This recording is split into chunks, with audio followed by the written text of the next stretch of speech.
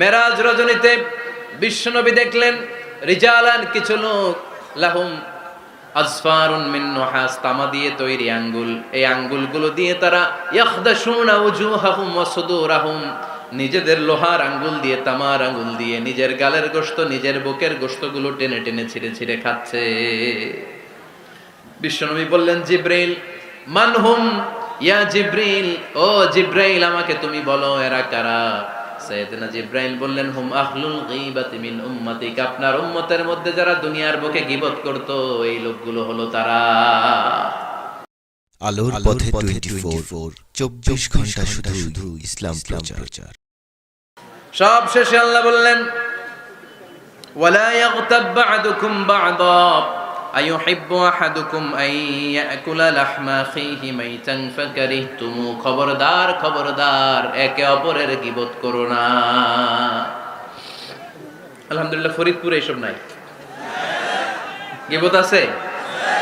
এটা একটা মহামারী, গীবত হচ্ছে মহামারী, বাংলাদেশের জাতীয় রোগ। আমি নাম দিয়েছি বাংলাদেশের জাতীয় শারীরিক রোগের নাম হচ্ছে ডায়াবেটিস, ঠিক কিনা? আর এই মানসিক সবচেয়ে বড় রোগ বাংলাদেশের হচ্ছে গীবত। এটা হুজুর থেকে আরম্ভ করে, আলেম থেকে শুরু করে, সাধারণ মানুষ থেকে শুরু করে, নেতা নেত্রী থেকে শুরু করে 17 কোটি মানুষ খুব মজা পায়, রসগোল্লার চেয়ে মজা।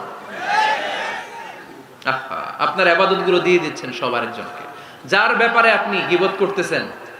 আপনার হজ কষ্ট করে মিনায় ধাক্কাধাক্কি করে যে হজটা করছেন, ধাক্কাধাক্কি করে হাজরা আসওয়াদের চুমুটা দিয়েছেন, আরাফাতের ময়দানে চোখের পানি ছেড়ে যে কান্নাটা করেছেন, এই সব সবগুলো আপনি তার আমলনামায় তুলে দিয়েছেন। গীবত করে, চগলখুরি করে, তার কথা আরেকজনের কাছে লাগিয়ে, ওর কথা আরেকজনের কাছে লাগিয়ে, এই যে সমাজে গিরিঙ্গি লাগালেন আপনি, এই যে সামাজিক ভারসাম্য রক্ষা করলেন, আপনার সব ইবাদতগুলো আল্লাহ ভাগ করে ওদের আমলনামায় তুলে দিয়েছে। খবরদার, মরা ভাইয়ের গোশত খাওয়ার চেয়ে বড় অপরাধ। এই দেশে হালাল সিস্টেমে অনেকে গীবত করে এইভাবে, আমি আপনাদেরকে দেখাই। কথা শুরু করবে এইভাবে, কি যে অবস্থা সমাজের, বলাও যায় না, বললে তো গীবত হয়ে যায়, না বলেও পারি না, তাই না? এরকম বলে না অনেকে, বললে তো কি হয়ে যায়? হ্যাঁ, বললে যদি গীবত হয়ে যায় তাহলে স্টপ। এতটুকু যেহেতু বোঝেন যে বললে গীবত হয়ে যায়, তখন স্টপ। আওয়াজ করে বলেন, তখন স্টপ। মেরাজ রজনীতে বিশ্বনবী দেখলেন রিজালান কিছু লোক লাহুম আজফারুন মিন নুহাস, তামা দিয়ে তৈরি আঙ্গুল, এই আঙ্গুলগুলো দিয়ে তারা ইয়াখদাশুনা উজুহাহুম ওয়া সুদুরাহুম, নিজেদের লোহার আঙ্গুল দিয়ে তামার আঙ্গুল দিয়ে নিজের গালের গোশত নিজের বুকের গোশতগুলো টেনে টেনে ছিঁড়ে ছিঁড়ে খাচ্ছে। বিশ্বনবী বললেন জিব্রাইল মানহুম ইয়া জিব্রাইল, ও জিব্রাইল আমাকে তুমি বলো এরা কারা।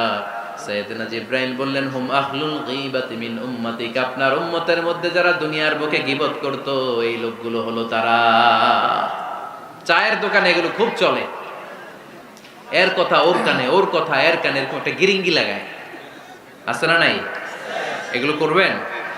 গীবত কাকে বলে? যিকরুকা আখাকা বিমা ইয়াকরাহ, সহিহ হাদিস।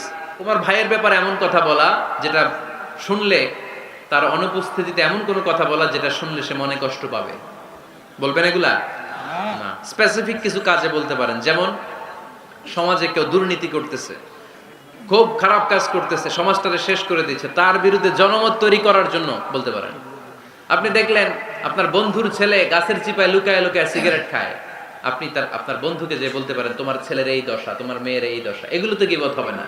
কিন্তু কারো ব্যাপারে কারো কান ভারী করার জন্য উল্টাপাল্টা কথা বলা যাবে না, খবরদার। তাহলে গীবতকেও আমরা কি বলে দিলাম? এই 4-5 জন নো বলতে হবে, নো। গীবতকে আমরা কি বলবো? চগলখুরিকে কি বলবো? এগুলোর সাথে মুসলমানদের কোনো সম্পর্ক আছে না।